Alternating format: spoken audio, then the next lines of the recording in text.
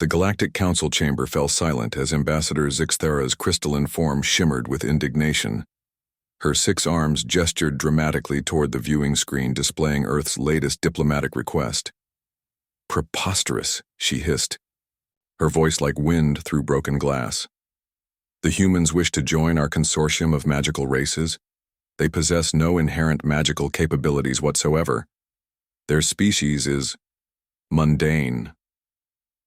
Murmurs of agreement rippled through the assembled delegates. The reptilian Drakthari nodded their scaled heads, while the ethereal Vorlin floated in contemplative silence, their translucent bodies pulsing with natural bioluminescence. Even the insectoid Kretak clicked their mandibles dismissively. High Magistrate Veltara, an ancient being whose species had mastered reality manipulation eons ago, raised one elegant hand for silence. "The humans have made significant contributions to galactic science and diplomacy," she said carefully. "Perhaps we should not dismiss them so readily." "Contributions, yes," Zixthara retorted. "But magic requires innate connection to the universal energies. Humans are severed from such forces.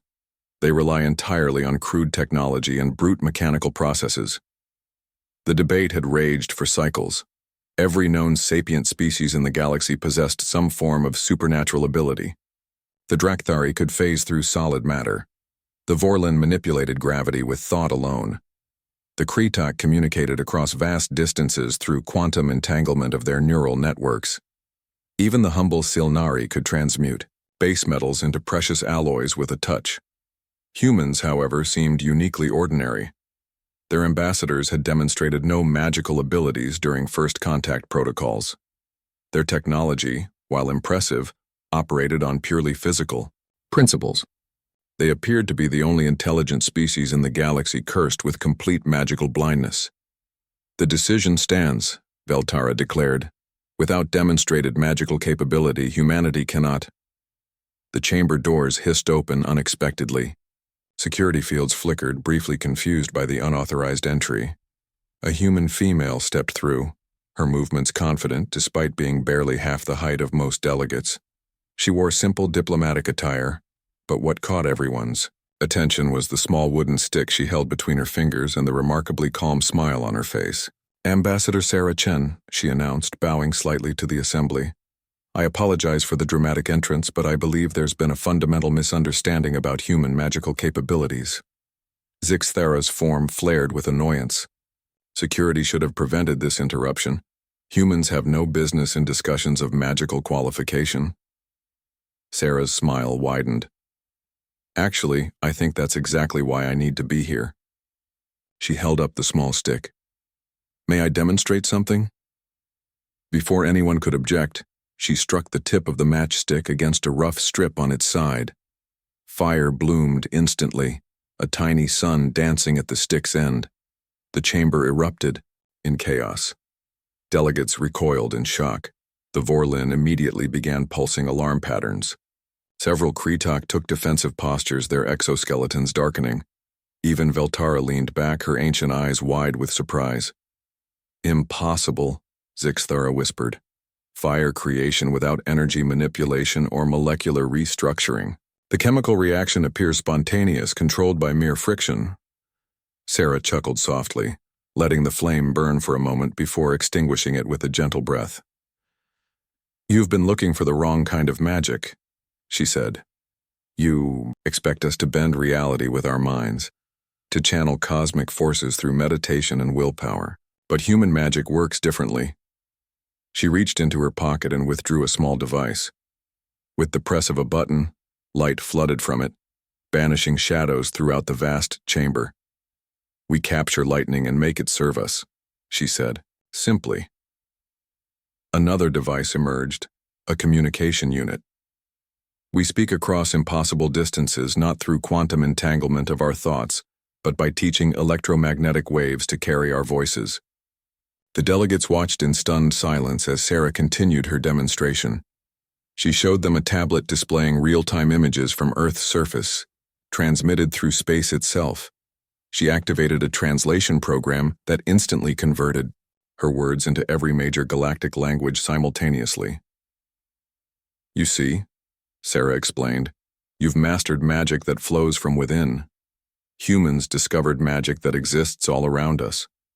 We learned to harness forces that your species consider mundane background noise: electricity, magnetism, chemical reactions, nuclear forces. We turned the ordinary into the extraordinary. Veltara leaned forward, fascination replacing skepticism. But these are technological achievements, not supernatural ones. Are they? Sarah challenged gently. You manipulate gravity with your thoughts. We built machines that manipulate gravity through controlled application of physical principles. You transmute matter through willpower. We transmute matter through understanding atomic structures. The end result is identical. We've simply chosen different paths to the same destination. She struck another match, watching the flame dance. This tiny fire represents something your species never achieved. We took dead matter, wood, phosphorus, simple chemicals, and convinced them to create life's most fundamental force. We made fire from nothing but arrangement and intention. If that isn't magic, then what is? The chamber remained silent for long moments. Finally, the eldest Drakthari delegate spoke, his voice filled with wonder. They transform the mundane into the miraculous through pure understanding. They practice magic of comprehension. Human magic requires no inherent psychic ability, Veltara mused aloud. It can be taught, learned, improved upon. It builds upon itself, growing stronger with each generation. Sarah nodded. While your magical traditions have remained largely unchanged for millennia, human magic evolves daily.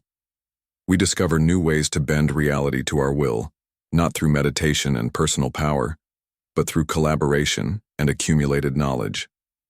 She gestured toward the viewing screen still displaying Earth. Every human child learns to command fire with the strike of a match. Every human adult carries devices that would seem impossibly magical to civilizations from just decades past. We've made magic so commonplace that we forgot to call it magic. Zixthera's crystalline form had slowly shifted from indignant red to thoughtful blue. This changes the fundamental nature of our magical classifications. Perhaps, Sarah said with that same calm smile, the question isn't whether humans have magic. Perhaps the question is whether you're ready to learn new forms of it. She looked around the chamber, meeting the eyes of delegates who had underestimated her species for so long. We offer not just membership in your consortium, but expansion of what magic itself means. We offer collaboration between species who found different paths to the same impossible dreams. The vote, when it finally came, was unanimous. As the session concluded, Veltara approached Sarah privately. How long have humans known that their technology was actually magic? Sarah's smile became almost mischievous. About 5 minutes before I walked in here, she admitted. But humans have always been good at recognizing magic, even when others couldn't see it. She struck one final match and let it burn, a tiny star in the vast chamber, proof that the impossible was just another word for not yet understood. Welcome to the consortium, Veltara said with genuine warmth. Thank you, Sarah replied, watching the flame dance. We're looking forward to sharing our magic with the galaxy.